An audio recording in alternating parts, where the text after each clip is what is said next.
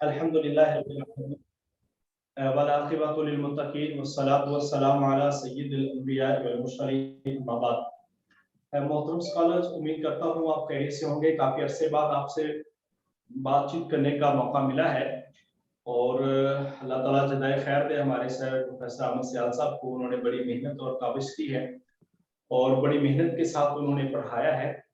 और देखिए, पढ़ाना बहुत सारे लोग पढ़ा लेते हैं, बहुत सारी चीज़ें पढ़ा लेते हैं, मगर एक टू द पॉइंट पढ़ाना और एक माइंड लेके पढ़ाना के जो चीज़ें आपको पेपर में काम आने वाली हैं, ये हर किसी का काम नहीं होता।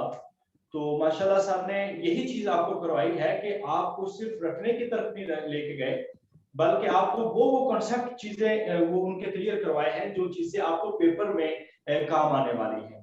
तो अब वो कहते हैं कि वो मराहिल आ रहे हैं जिन मराहिल के लिए हम अपने आप को ज़हनी तौर पर और फिजिकल अपने आप को प्रिपेयर कर रहे थे और हम उसकी तैयारी में लगे हुए थे।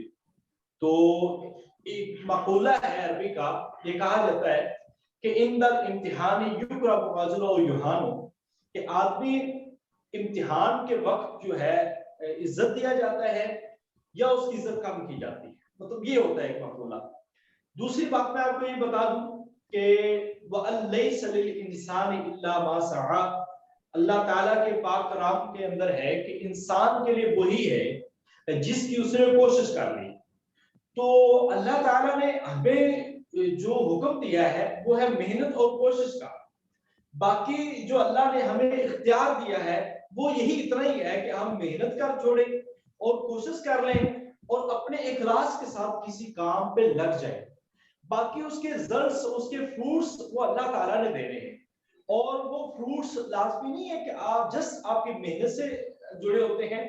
वो फ्रूट्स आपके माँ बाप की दुआओं से भी होते हैं, असातिज़ा की दुआओं से होते हैं, आपकी नेक नियति के ऊपर भी उसका इन्हिसार होता है। बहुत सारी चीजें ऐसी होती हैं जो इंसान को आगे लेके चलती हैं। तो मेरी आप तमाम लोगों से ये गुजारिश है, दस्तबदस्ता गुजारिश है कि हमने अल्हम्दुलिल्लाह ये सेशन जो है आपका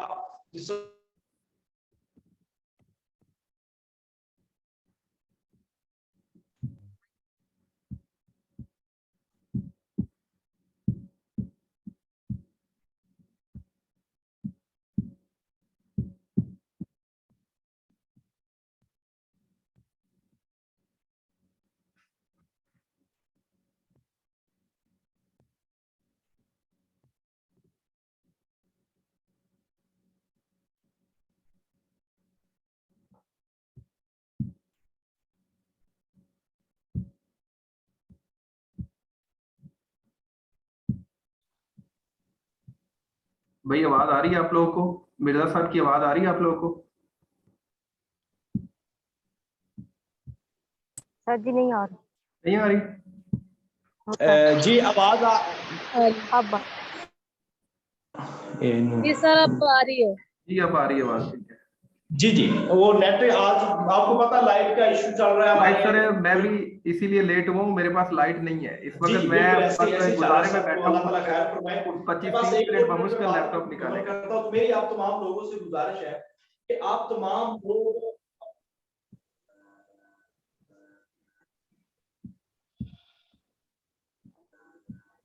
जी जी मैं समझ रहा हूँ। मैं सिर्फ 2 से 3 मिनट के अंदर इंशाल्लाह मेरी डिस्कशन मुकम्मल हो जाएगी। Thank you sir, thank you. हाँ इंशाल्लाह। एक बात तो ये है कि आप तमाम जितने भी हमारे स्कॉलर्स सुन रहे हैं उन सब के लिए मैसेज है कि जैसा कि ईद के बाद पब्लिक सर्विस कमीशन का शेड्यूल आ चुका है, हम अपने आप को प्रिपेयर करें कि हमारा पेपर जो है वो जून के अंदर हमारा पेपर हो सकता है। तो उस लिहाज से अब आप जितनी भी किताबें पढ़ें और पंजाब यूनिवर्सिटी की कोर्स आउटलाइन लें और उसके मुताबिक आप पढ़ते जाए। जो लेक्चर्स आपको दिए उसको सुने और जो नोट्स आपको दिए गए उसको पढ़ें। और जो टेस्ट होंगे, टेस्ट का मतलब जस्ट ये नहीं होता कि सिर्फ आपने टेस्ट के अंदर 80 नंबर ले लिए। असल में टेस्ट का मकसद होता है कि आप उस पूरे सब्जेक्ट को थॉरली पढ़ें, उस सब्जेक्ट को क्लियर करें, उस पे एक किताब बड़ी पढ़ी जाए ताकि आपका एक टेस्ट अच्छा हो। ये इनकी टेस्ट का मकसद सिर्फ वो 100 नंबर नहीं होता। टेस्ट का मकसद होता है कि आप उनसे जुड़ी चीजों को पढ़ें। और दूसरी बात, आपके पेपर में जनरल नॉलेज बड़ा इफेक्टिव होता है। जनरल नॉलेज की तैयारी भी आपने साथ साथ करनी है और उसको भी प्रिपेयर करना है। इस सिलसिले में हमने आपका टेस्ट सेशन मुरतब किया हुआ है अल्हम्दुलिल्लाह, और वो 16 टेस्ट सीरीज जो है आपकी इंशाल्लाह ताला ईद के फौरी बाद 6 तारीख से हम इंशाल्लाह उसको शुरू करने जा रहे हैं। तो वो एक दिन छोड़कर एक टेस्ट हुआ करेगा, उसकी भी आपने भरपूर तैयारी करनी है और अपने आप को अब मैक्सिमम वक्त जो है ना वो आपने इस स्टडी की तरफ लगाना है ताकि हमारा रिजल्ट जो है वो अच्छे से अच्छा बने। यही वक्त की जरूरत है। और इसके बाद जल्दी आपको पता है पंजाब पब्लिक सर्विस कमीशन की को अगले 2 साल तो सीटें नहीं आएंगी, तो ये एक वक्त है, सुनहरी वक्त है, इस वक्त से फायदा उठाएं और अल्लाह ताला इंशाल्लाह जरूर कामयाब फरमाएगा। सर आपकी क्लासेस भी लेंगे, जो आपके लेक्चर्स मिस हुए हैं वो भी सर लेंगे इंशाल्लाह ताला, और आपके टेस्ट और टेस्ट के बाद डिस्कशन क्लासेस जो होगी वो भी आपकी होती रहेंगी। तो मेरी मसरूफियत है, कल से इंशाल्लाह ताला मैं खुद उम्रे पे जा रहा हूँ, तो इसके बाद आपकी पूरी क्लासेस जो है वो सारी इंशाल्लाह, पहले भी अल्हम्दुलिल्लाह बड़े बेहतरीन तरीके से वो ले रहे हैं और इंशाल्लाह इसके बाद भी आपकी क्लास लेते रहेंगे। बहुत सारी दुआएं हैं और बहुत सारी आपके लिए नेक ख्वाहिशात हैं और मुझे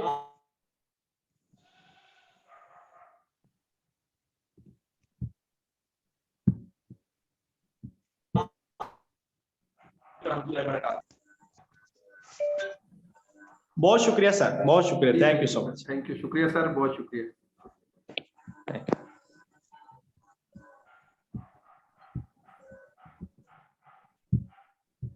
जी कैसे हैं आप लोग सब लोग? उम्मीद करता हूं कि आप सब लोग रोजे रख रहे होंगे। सर ठीक सर, आप कैसे हैं? दुआ भी कर रहे होंगे और रोजे भी रख रहे होंगे और तैयारी भी कर रहे होंगे।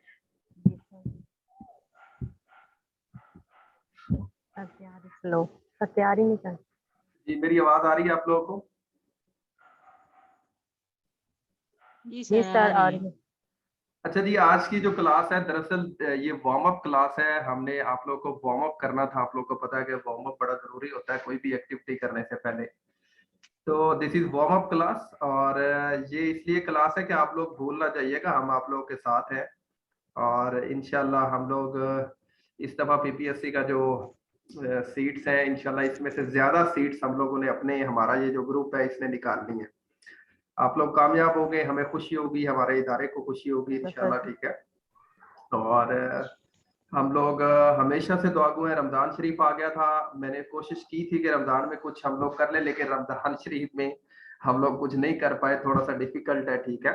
तो लेकिन ये है कि आप लोग सबकी इक्वली तैयारी होती है, कोई ऐसा नहीं होता कि रमजान में भी बहुत ज्यादा ही कोई पढ़ रहा है, बस इस तरह ही पढ़ा जाता है।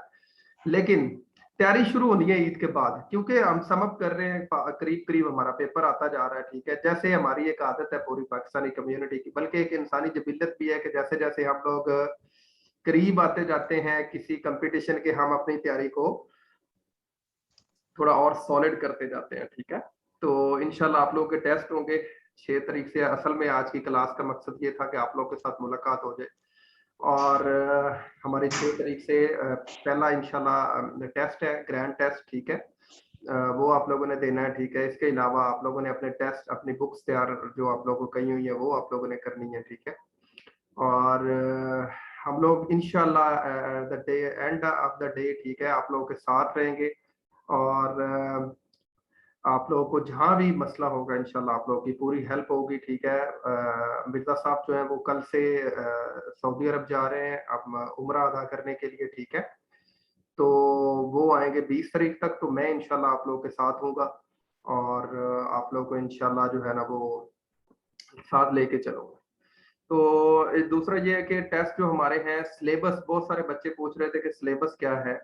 मैंने जितना कुछ आप लोगों को पढ़ाया वो सारा मैंने पंजाब यूनिवर्सिटी की आउटलाइंस मेरे पास है, मैंने उन्हीं से ही पढ़ाया, ठीक है। और क्योंकि मैं पीयू से पढ़ा हूँ और आजकल आप लोग को एक मजे की बात बता दूं कि पंजाब यूनिवर्सिटी ही पेपर सेट करेगी। ये मैं आप लोग को एक खुशखबरी भी दे रहा हूँ, एक न्यूज भी दे रहा हूँ कि पंजाब यूनिवर्सिटी से ही पेपर सेट होना है।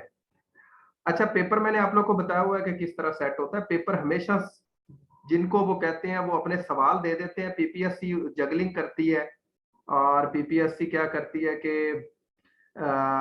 वो सारे सवाल लेके ना उनको आगे पीछे कर देती है, सबको मिक्स करके अंदर से निकाल लेती है 80 क्वेश्चंस, ठीक है, 80। और हमारे ये जो टेस्ट होने हैं वो भी 80 नंबर्स के ही होने हैं। 80 नंबर का ही होगा, 100 नंबर का मैंने टेस्ट नहीं बनाया।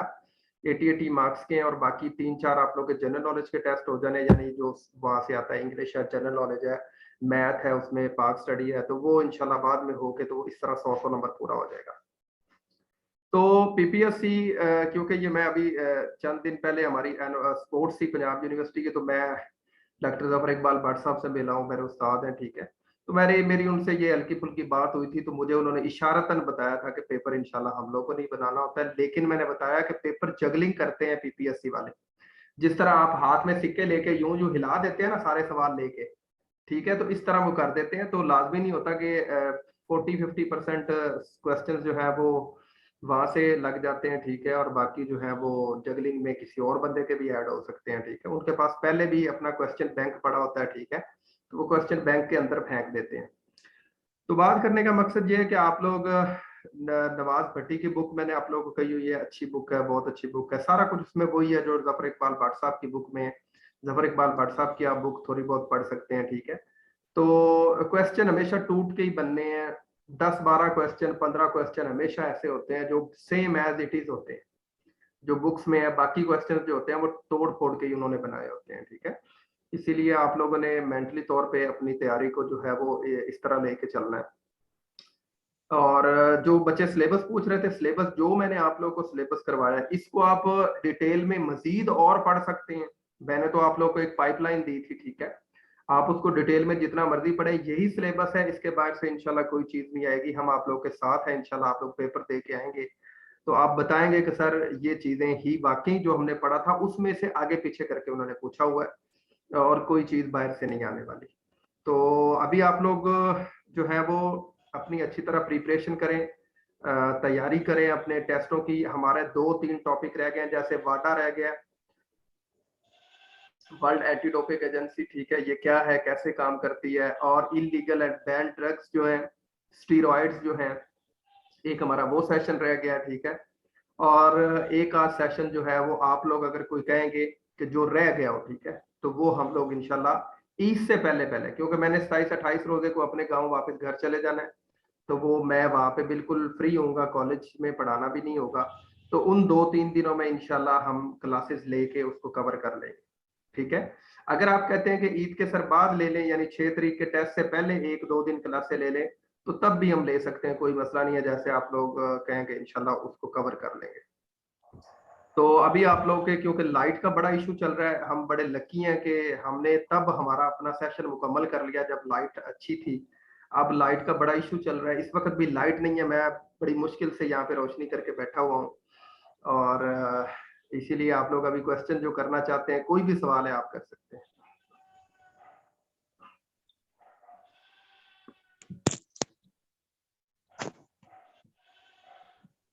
जी, मेरी आवाज आ रही?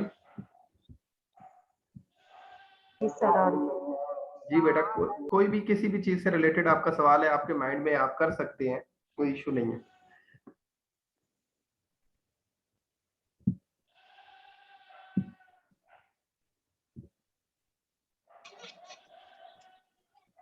अस्सलाम वालेकुम सर। जी वालेकुम सलाम बेटा। सर जैसे अब है कि कोई आपने जैसे क्लासेस ली थी, तो इन केस ऑफ इमरजेंसी जैसे हम क्लासेस कोई नहीं ले सके, और फिर जैसे आपको पता है रमजान शरीफ शुरू हुआ तो फिर साथ थोड़ा सा पढ़ना भी डिफिकल्ट हो गया था, तो जी सर बिल्कुल। अगर कोई ऐसी क्लास जो हमसे मिस हो गई हो या जिसका कॉन्सेप्ट अभी क्लियर ना हो, तो अगर वो आप दोबारा लेंगे तो सर किस टाइम में लेंगे? अच्छा, ऐसा है कि एक आध क्लास तो बेटा हम वो ले सकते हैं। अब अगर बहुत सारे, अब जैसे आपका एक कोई टॉपिक है रहता है, फर्ज करें, ठीक है, इस तरह 2-3 और बच्चे हैं, वो कहते हैं हमारा, फिर वो बड़ा एक लंबा सीन हो जाएगा, ठीक है, क्योंकि हमारा पेपर बिल्कुल करीब आया हुआ है। हाँ, मैं इतना कर सकता हूँ कि जब हम लोगों ने 2 सेशन लेने हैं, 2-3 महीने सेशन ले रहे हैं, ठीक है, तो आप उसमें अपने ये जो टॉपिक होंगे जो आपके क्लियर नहीं हुए वो आप लोगों ने लिख लेने हैं, तो वो हम सेशन थोड़े लंबे कर लेंगे, एक्सटेंड कर देंगे, ठीक है, तो उसमें मैं फिर आप लोगों को क्लियर करवा दूंगा। जी मैं बोल रहा हूँ। जी सर, बिल्कुल ठीक हो गया। ठीक हो गया ना? इस तरह मेरे ख्याल में ज्यादा सूटेबल रहेगा। जी बिल्कुल।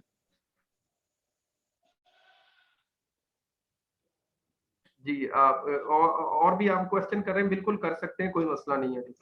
सर डेट शीट आज सेंड करेंगे आप? डेट शीट मैंने असल में करनी है हाँ, जो है वो मिर्जा साहब ने, ठीक है। तो मैं उन्होंने तो मुझे 2 दिन पहले ही कह दिया था कि डेट शीट आप लोगों को आज मैं सेंड कर दूंगा। उन्होंने अभी सेंड नहीं की, मैं अभी उनसे बात करता हूँ, ठीक है। ये क्लास के बाद तो आप लोग बहरहाल पहला टेस्ट आपका 6 से शुरू हो रहा है। जो मैं समझूंगा कि ये थोड़े मुश्किल टॉपिक हैं, ये एक दिन में कवर नहीं होंगे, उनमें 2 छुट्टियां होंगी, और जो इजी होंगे उनमें 1 छुट्टी होगी, ठीक है। सर पहला किस चीज का है? पहला एनाटॉमिक एंड फिजियोलॉजी का ही है, ठीक है। नोट। तकरीबन जिस तरह हमने क्लासेस ली है ना, उसी तरतीब से ही टेस्ट है, ठीक है। तो सर अगले दिन डिस्कशन क्लास होगी?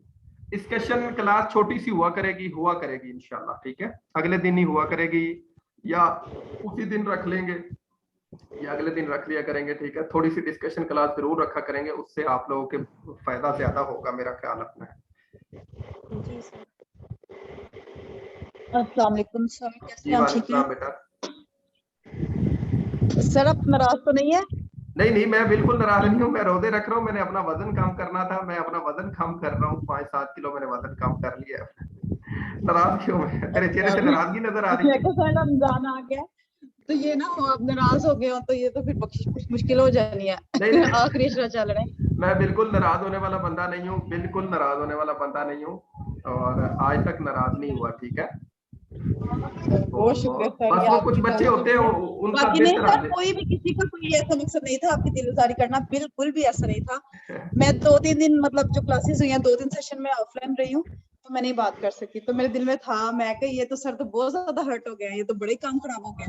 नहीं तो मुझे खुद बहुत गिल्ट फील हो रहा था। बाकी कभी भी ऐसा है हरगिज हो ही नहीं सकता कि मतलब आप हमारे टीचर हैं, तो नहीं, इस जो तरह से। मैं आपको एक बात बताता हूँ, जो अच्छा टीचर होता है ना, वो हमेशा टीचर, क्योंकि होता ही वो है जो सबको इक्वल लेके चलता है ना अपने बच्चों को। बच्चे क्लास में पढ़ने वाले होते हैं, थोड़े से ना जो है वो ना पढ़ने वाले भी होते हैं, ठीक है।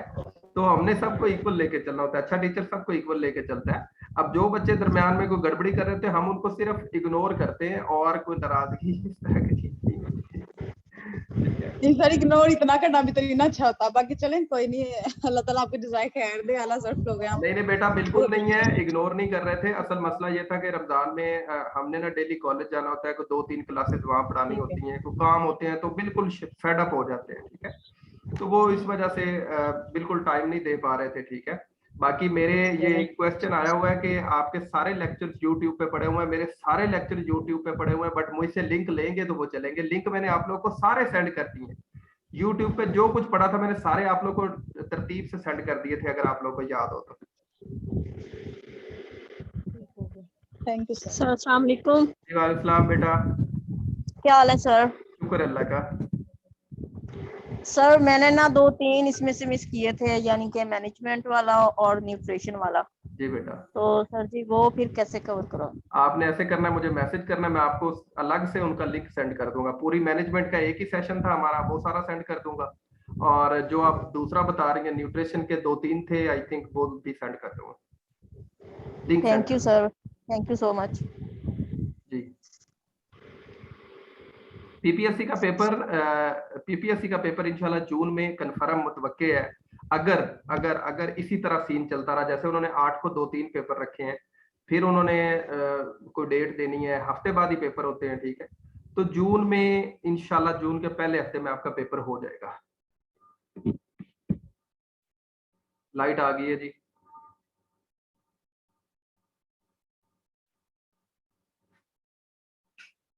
जी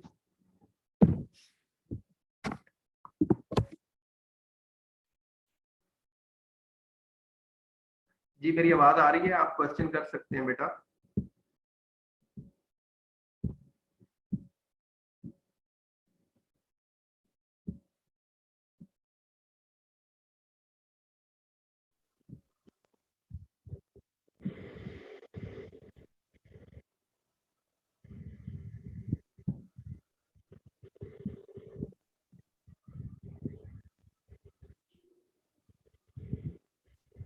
जी, आवाज आ रही मेरी? जी सर आ रही है। जी जी, क्वेश्चन करें। सर आपने लास्ट टाइम बताया था कि कुछ ट्रिक्स बताऊंगा, तो वो फिर बता दें अभी, ताकि इसमें भी हम थोड़े कर लें। चले असल में बच्चों की इत्तेदाद बड़ी कम है, लेकिन कहते हैं तो मैं बता देता हूँ कि आप लोगों ने पेपर किस तरह हल करना है। तो अच्छा जी, ये नादिया नदीम है, ये कह रही है कि मेरे सारे लिंक्स जो है वो डिलीट हो गए थे, मुझे रिकॉर्डिंग्स के लिंक्स दोबारा चाहिए प्लीज। बेटा आप मुझे मैसेज करें, मैं आई होप सो कि आपको सेंड कर दूंगा सारे। अच्छा जी, अभी बता दूं आप लोगों को कि ट्रिक क्या है पेपर हल करने का। आसान सा ट्रिक है, इतना मुश्किल सर नहीं। बिल्कुल बताएं, फिर हम इसमें भी यूज कर लेंगे ना जो हमारा टेस्ट होगा अभी। चले फिर आप लोगों ने हेल्प करनी है दूसरे लोगों की भी, ठीक है, जो बिल्कुल सर, सेशन बिल्कुल अभी, ठीक है। जी, इंशाल्लाह sir. Thank you so much sir. है उसको जो हमारे जिन्होंने सीएसएस के पेपर दिए हैं, पीएमएस के पेपर दिए हैं, या आम जनरल पीपीएससी के पेपर देते हैं डिफरेंट डिपार्टमेंट्स के, तो उनका एक तरीका है पेपर हल करने का, एमसीक्यूज टाइप पेपर हल करने का। एमसीक्यूज टाइप पेपर को हल करने के लिए आपकी इतनी प्रैक्टिस होनी चाहिए कि आप पेपर को 4 दफा पढ़ सके। जो आपके पास टाइम होता है उसको 4 दफा आप पढ़ सके, यानी एक सवाल को आपने 4 दफा पढ़ना है। अब ये एक को आपने लगातार 4 दफा नहीं पढ़ देना, इसका तरीका मैं बता देता हूँ। आपके 80 एमसीक्यूज हैं फिजिकल एजुकेशन के। आप सबसे पहले क्वेश्चन पढ़े पहला अपना, अगर अब वो इसको 4 कैटेगरीज में हम तकसीम करेंगे कि वो जो आप क्वेश्चन पढ़ रहे हैं वो किस तरह 4 कैटेगरीज में तकसीम होगा। पहली कैटेगरी होती है कि वो आपको 100% आता होगा, यानी 100% आपको वो आता है और आपने उसको सही आंसर उसका लगा देना है। दूसरी कैटेगरी में हो सकता है कि वो आपको 80 से 90% आता होगा, यानी आप फैक्ट श्योर नहीं हो रहे होंगे लेकिन आप कह रहे होंगे यही है, इसका यही है, यही मैंने लगाना है, ठीक है। तो आपने 80 से 90% वाला जो है सवाल आपके पास आएगा। तीसरे नंबर पे जो कैटेगरी है वो होगा जिसमें 2 तो आप कहेंगे कि ये तो इसके हैं ही नहीं आंसर, और 2 जो एमसीक्यूज हैं, जो 2 अंदर ऑप्शन दिए हुए हैं, वो आपको लग रहे होंगे कि 50% ये है, ये भी हो सकता है, ये भी हो सकता है, ठीक है। और द फोर्थ वन जो है वो ऐसी कैटेगरी है जिसमें आप सवाल पढ़ेंगी, आप सोचेंगी और आप कहेंगी कि ये सवाल तो मुझे आता ही नहीं है, बिल्कुल नहीं आता, पता नहीं ये कहां से उठा के इन्होंने दे दी, ठीक है। तो अब ये 4 कैटेगरीज हो गई हैं। अब इन चारों कैटेगरीज को आपने सबसे पहला, जो आप लोगों ने पहली दफा जब आप पेपर को आपने ऐसे सॉर्ट आउट करना है, पहला आपने सारे 80 एमसीक्यूज जो हैं फिजिकल एजुकेशन के, उनमें से आपने जो आपको 100% आता होगा वो आप लोगों ने लगा देना है। ऐसे पढ़ते जाने हैं, सारे एमसीक्यूज आप एक एक दफा पढ़ेंगे और आपको जो 100% होगा वो आप लगा के आगे चलते जाएंगे, बाकी खाली छोड़ते जाएंगे। दूसरा राउंड है, दूसरे राउंड में आप लोगों ने वो वाले सवाल हल करने हैं जो आपको 80 से 90% आ रहे हैं, जिसमें आप कह रही हैं कि ये ही इसका सही है, तो आपने उनको लगा देना है, छोड़ना नहीं है, उनको भी लगा देना है, ठीक है। जो आपको 80-90% आपका ब्रेन कह रहा है कि ये ठीक है, अच्छा वो लगा देने हैं दोबारा। अब देखिए पहली टर्म में आपके ना 40 से 50 एमसीक्यूज आप लगा लेंगे। जो दरमियाना सा बच्चा पढ़ने वाला है ना, वो 40-50 एमसीक्यूज 100% उसको आते होते हैं, अगर वो कंफ्यूज नहीं होता तो, ठीक है, उसको आते होते हैं, वो लगा लेगा। पीछे बचते हैं 50 में से आप लोगों ने क्या करना है कि आप लोगों ने वो चूज, फिर दूसरे नंबर पे जब आप पढ़ेंगे तो सिर्फ आपके पास 50 बच जाएंगे, उसमें से 25 ऐसे होंगे, तकरीबन 25 ऐसे होंगे जो 80 से 90% आपको लग रहा होगा कि इसका ये जवाब है। पीछे ये दूसरा राउंड हो गया। तीसरे राउंड में आप लोगों ने क्या करना है कि आपने वो वाले क्वेश्चंस जो आप लोगों को डबल माइंड कर रहे हैं, यानी कि 2 तो है ही नहीं उसके, वो तो कंफर्म हो गया, 2 जो ऑप्शन है वो आपको लग रहे हैं कि ये दोनों ऑप्शंस ठीक हैं, दोनों ही ठीक हैं, अब मैं क्या लगाऊं, तो उसमें से भी जो आप थोड़ा सा आप कंपैरेटिव स्टडी करेंगी, थोड़ा सा आप कंपैरिजन करेंगी चीजों का, तो आपको एक की तरफ आपका झुकाव हो जाएगा। तो 25 में से 10 ऐसे होंगे जो आप, जिस तरफ आपका झुकाव ब्रेन, दिल और दिमाग की लड़ाई में जो है ना, वो आपका दिमाग जीत रहा होगा जिसपे, उसको आपने लगा देना। तो तीसरे राउंड में आप 10 ले गए, यानी 50, 25 और 10, ये 75 और 10 कितने हो गए? 50। ये कितने हो गए? अच्छा वो मैं 100 वाला हिसाब रखा हुआ है तकरीबन 85 जी, तकरीबन आपके नहीं 85 को छोड़ दें, अब 80 वाला हिसाब रखें, ठीक है। तो तकरीबन आपके पहली टर्म में आपने 45 लगा दिए, दूसरी में फर्ज करें आप लोगों ने कोई 15-20 लगा दिए, तीसरे में आप लोगों ने 7-8 लगा, तो कोई 60 को सवाल 70 को सवाल जो है ना 70 को आप इस तरह निकाल जाएंगे। अब 10 सवाल या 15 सवाल ऐसे होंगे जो आपको बिल्कुल ही नहीं आते होंगे, बिल्कुल ही आप लोगों को नहीं आते होंगे, आपको कोई समझ नहीं आ रही होगी कि इनका क्या जवाब है। इसके चौथा जो राउंड है इसमें आप लोगों ने 2 ऑप्शन है आप लोगों के पास, या तो आप अल्लाह ताला पे यकीन रखें और वो जो 10-15 बचे हुए हैं उनको लगा दें, कलमा पढ़ के लगा दें तुक्के मार दे सर जी, दुआ पढ़ के लगा दें, या जिस तरह भी आप जो है उनको लगा दें। अब मैं बताता हूं कि अब सीन क्या होगा। अब सीन ये होगा कि आप लोग देख रहे हैं कि कितने पढ़े हैं पीछे, 15 सवाल ऐसे थे जो आपको बिल्कुल नहीं आते। अब आप सोचेंगे कि सर इनकी नेगेटिव मार्किंग भी है। अब नेगेटिव मार्किंग क्या सीन है, मैं बताता हूँ नेगेटिव मार्किंग सीन क्या है। नेगेटिव मार्किंग ये है कि 15 जो सवाल है, अगर आपका एक गलत होता है तो आपके 0.25 नंबर कटते हैं, यानी कि आपके 4 सवाल गलत होंगे तो आपका 1 नंबर कटेगा। अब 15 जो आपने, या 20 फर्ज कर ले आपने 20 तुक्के लगाने, अब 20 आप तुक्के लगाएं, 20 को तकसीम करें 4 पे, 4-5 20, यानी अगर 20 आप लगाते हैं तुक्के से और 20 के 20 ही आपके गलत हो जाते हैं तो आपके 5 नंबर कट जाएंगे, जो आपके पीछे सही है उनसे 5 कट जाएंगे। लेकिन मेरा अपना एक जाती ख्याल है, मैं आप लोगों को बताता हूं कि क्या सीन क्या है। सीन ये है कि आपने 20 तुक्के लगाए हैं तो 5 तो आपके सही उसमें से होंगे ही होंगे, ये हो ही नहीं सकता कि आपके 5 उसमें से सही ना हो, यानी 20 तुक्कों में से 5 आपके सही हैं। अब पीछे बच के 15 आपके गलत हुए, 4 चौके 16, आपके कितने नंबर कटेंगे? 4। 5 आपने सही लगाए हैं जिसमें से 4 नंबर कट गए, 1 नंबर का आपको फिर भी फायदा हो गया।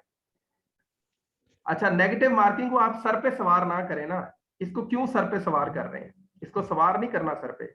मैं बता रहा हूं कि आपने अगर 20 तुक्के लगाए हैं, आपके 5 ठीक हो गए हैं, तो आपके जो 5 ठीक हो गए हैं, तो जब 5 ठीक हो गए हैं तो पीछे आपके 15 गलत है, तो 15 का मतलब है 4 नंबर कट गए, आपको फिर भी 1 नंबर का फायदा हो रहा है। मेरा तो ये मानना है कि सारे लगाने चाहिए, ठीक है। और अगर आप लोग उनको छोड़ना चाहते हैं, ये तो है पहला ऑप्शन कि आप सारे लगा दें। अब दूसरा ऑप्शन क्या है? दूसरा ऑप्शन ये है कि आप उन 15-20 को छोड़ दें जो आपके सही आपको लग रहे हैं कि मेरा 70% पेपर ठीक हो गया, 65% ठीक हो गया, तो ठीक है। पीपीएससी अगर आप लोगों के नंबर 50 के राउंड अबाउट हैं, 50 से ऊपर नीचे हैं, आप पक्के सिलेक्ट है इंटरव्यू के लिए, ये मेरी बात आज लिख ले। समझ आ रही है? सिर्फ आप लोगों ने नेगेटिव मार्किंग में अंधाधुंध नेगेटिव मार्किंग, ऐसा नहीं होना कि आपको 50 आते हैं 50 ही आप आगे खराब कर दें। कोशिश करें कि अगर आपके 50 बिल्कुल ठीक है तो आप बाकी सवाल करें ही ना, ठीक है। क्यों? मैं अपने लिए मेरा असूल और है जो मैंने बताया आप लोगों को, आप लोगों के लिए असूल और है, क्योंकि आप लोग कंपैरेटिव स्टडी नहीं कर पाएंगे, आप लोग सही जवाब की तरफ नहीं जा पाएंगे, तो इस वजह से आप लोगों को उसका खमियाजा ना भुगतना पड़ जाए। बेहतर ये है कि आप लोग जो, अगर आपके 50 ठीक हो गए, ओके हैं, आप कहते हैं कि बिल्कुल ठीक है, 100% ठीक है, तो फिर आप 50 के बाद सवाल ना कोई करें। अगर आप समझते हैं कि जो मैंने 50 किए हैं इसमें से भी कुछ मुझे गड़बड़ी लग रही है, तो आप सारे करें। सारे करने का फायदा ये होगा कि अगर 50 आपने तुक्के लगा दिए और 50 में से 15 आपके तुक्के सही लग गए, तो पीछे बचे 35 और 7 चौके 28, 8 चौके 32 और तकरीबन 8.5 नंबर 15 नंबर में से सही हो गए ना आपके, तो 8.5 आपके 35 गलत से 8.5 नंबर कट गए, तो 15 में से 8.5 कट गए, तो पीछे 7.5 नंबर आप लोगों को फिर भी मिल जाएंगे। फायदा हो गया ना तुक्के लगाने का भी। इसीलिए ये आप लोगों ने फैसला करना है कि अब आप लोगों ने क्या करना है। समझ आ रही है? अभी इसको सोच लें। अभी हमारे टेस्ट सेशन होना है, उसमें भी मैंने नेगेटिव मार्किंग कोशिश करनी है कि मैं कोशिश करूं कि आप लोग की ना 1-2 पेपरों में, वो थोड़ा मुश्किल काम है पेपर चेक करना, बल्कि ये आप लोगों ने खुद ही चेक करना है, आप नेगेटिव मार्किंग वाला असूल रख के अपने चेक कीजिएगा, ठीक है। और जो मैंने बातें बताई हैं इनको भी मद्देनजर रखिएगा, तो इंशाल्लाह आप लोगों को फायदा होगा। सर और वो तो हम उस जी सर वो तो हम नेगेटिव मार्किंग के खौफ से करते भी नहीं है, लेकिन फिर भी हाथ में खारिश होती है, लगा लेते हैं तुक्के हम उसमें। पर हमें नहीं पता था कम नंबर कटते हैं, मतलब हमें लगता था कि अगर ये 2 एमसीक्यूज गलत होते हैं तो वो एक ले जाता है, एक सही को लेकर खत्म कर देता है। 0.25 होता है भाई, 0.25 होता है, 4 सवाल गलत होंगे तो एक कटेगा। आप बाकी जो है ना वो ये मसला हो रहा है आप लोगों के साथ। सर आधा पेपर तो खौफ के मारे भूल जाता है। नहीं, मैं इसीलिए कह रहा हूँ कि आप बिल्कुल खौफ ना ले भाई, उधर क्या, उधर तोप चल रही है, उधर कोई एटम बम चल रहा है, कुछ भी नहीं होने वाला भाई। अल्लाह ताला ने जो हमारे लिए लिख दिया है वो हमें मिलना ही मिलना है, चाहे यहाँ पे जो मर्जी हो जाए, इसलिए परेशान नहीं होना वहां पे जाके, पॉजिटिव रहना है, ऑप्टिमिस्टिक रहना है।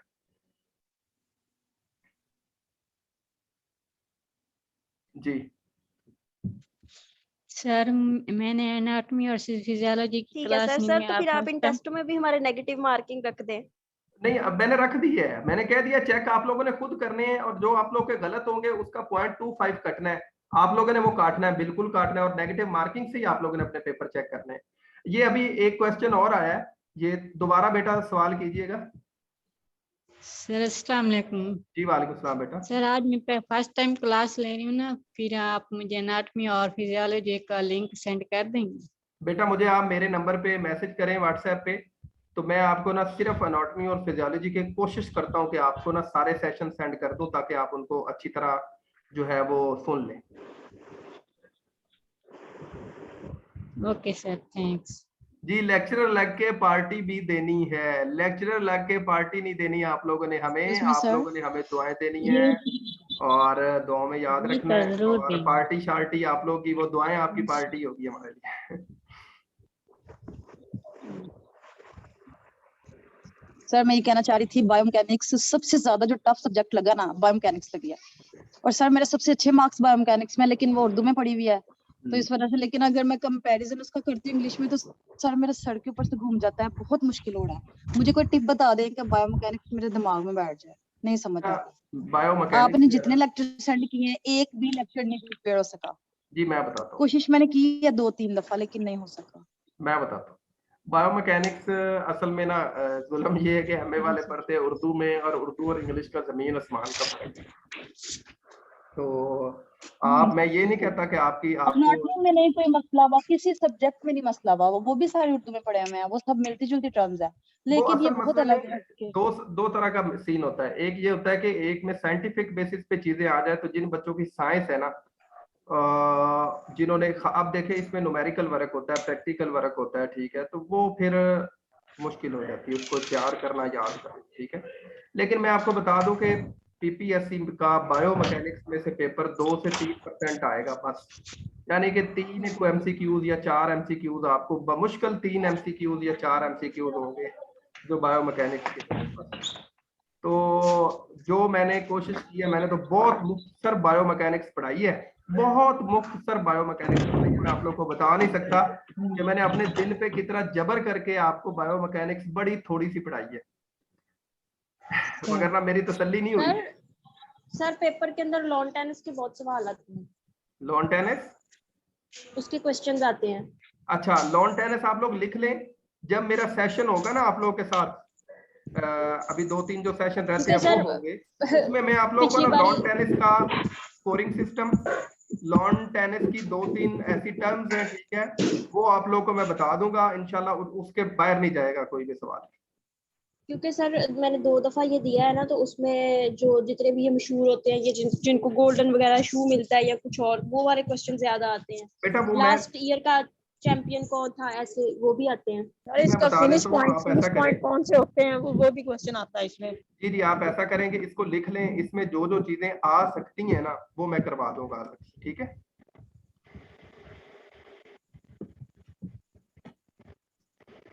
और दूसरा ये है कि लॉन टेनिस जो है, अच्छा इसमें ना जो 80 नंबर हमारे होते हैं, जो 80 नंबर फिजिकल एजुकेशन के होते हैं, आखिरी बात आप लोगों को बता दो कि जो 80 नंबर फिजिकल एजुकेशन के होते हैं, इसमें ना स्पोर्ट्स जनरल नॉलेज भी इसी में होता है। समझ नहीं आई मेरी आप लोगों को?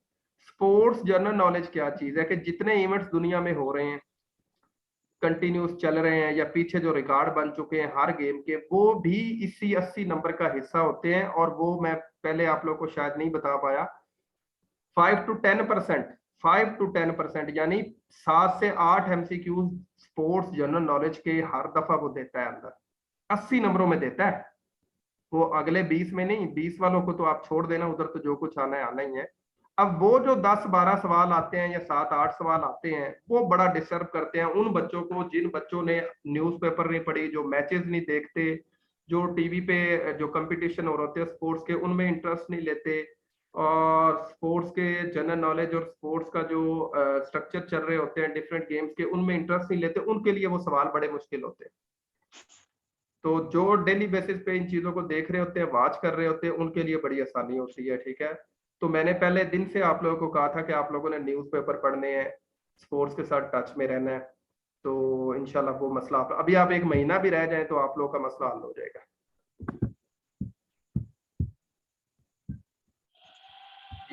हमारी क्लास के 2 मिनट रह गए हैं, आप लोग क्वेश्चन करना है तो कर सकते हैं। सर क्या ऐसा नहीं हो सकता कि जो अभी रिकॉर्ड रिसेंटली बने हो आप उनकी बस एक स्लाइड बना के हमें शेयर कर दें? असल मसला ये है कि वो मैं बना तो सकता हूँ, बट मसला ये है कि वो डेली बेसिस पे रिकॉर्ड्स ऐसी चीजें हैं जो डेली बेसिस पे चेंज होती रहती हैं। रिकॉर्ड बनते हैं, फिर टूटते हैं, फिर बनते हैं, फिर टूटते रहते हैं। आजकल जितनी स्पोर्ट्स में साइंस आई है ना, तो रिकॉर्ड्स, कोई भी रिकॉर्ड है वो खड़ा नहीं रह पा रहा। डेली बेसिस पे रिकॉर्ड टूट रहे हैं मुख्तलिफ गेम्स के। लेकिन फिर भी चलें, ये आप लोगों ने कह दिया तो मुझे आप लोगों ने ये, मैं वादा आप लोगों से कर रहा हूँ कि आप जब हमारा टेस्ट सेशन खत्म हो जाएगा तो अगले 1-2 दिन जो टेस्ट सेशन के होंगे उसमें मैं आप लोगों को एक इस तरह की PDF फॉर्म या कोई बना के सेंड कर दूंगा। सर जैसे किसी ने एक क्वेश्चन पूछा हुआ था कि ना सबसे ज्यादा गोल किस खिलाड़ी के हैं फुटबॉल में, तो कोई मैसी कहता, कोई रोनाल्डो कहता, कोई कुछ तो कोई कुछ इस तरह का। तो रोनाल्डो के साथ ज्यादा है क्योंकि मेरी फुटबॉल गेम है, मुझे पता है। लेकिन ये है कि मैं फिर भी ना बिल्कुल टेस्ट के पास जाके ना आप लोगों को ये एक कोशिश करूंगा कि बना के सेंड कर दूं। याद आप लोगों ने मुझे कराना है। Thank you sir, thank you so much जी। अपना ख्याल रखिएगा। और आज का सेशन जो है वो हमारा इस बारे में था, वार्म अप सेशन था। आप लोग व्हाट्सएप पे भी अगर आप डिस्कशन ग्रुप में डिस्कशन थोड़ी किया करें और क्वेश्चन अंदर फेंका करें, या एक दूसरे से क्वेश्चन डिस्कस किया करें, या मैं आप लोग को टॉपिक दे दूंगा उस पर क्वेश्चन किया करेंगे तो ज्यादा बेहतर होगा, बजाय इसके कि इररेलेवेंट आप लोग डिस्कशन करें। वो फिर हम लोग 50-60 आप लोग के मैसेज अंदर देखते हैं तो हमारा दिल भी नहीं करता ग्रुप में चीजें देखने को। ठीक है, तो जी सर बिल्कुल, ये जो आप अभी कह रहे हैं ना ये बिल्कुल ये सही है तरीका। टॉपिक दे आप रोज एक टॉपिक दे दें बस वो डिस्कस करेंगे। ठीक है जी सर बिल्कुल। अपना ख्याल रखिएगा, दुआओं में याद रखिएगा और